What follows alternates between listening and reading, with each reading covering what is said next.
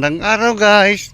So tara, dahil may kasalan dito sa amin bukas, ito maghahakot ako ng kawayan kasi ito daw ang gagamitin nila sa pagsasayaw ng mga binata at dilaga at saka yung ikakasal na rin pati. Ito po siya oh. Yung hakotin namin kawayan. Ayan. Ito. Yan, kawayan to. Ito. Yung medyo hilaw. Tapos yung maiiksi gagamitin daw nilang pamuste. Yan siya. Ang dami.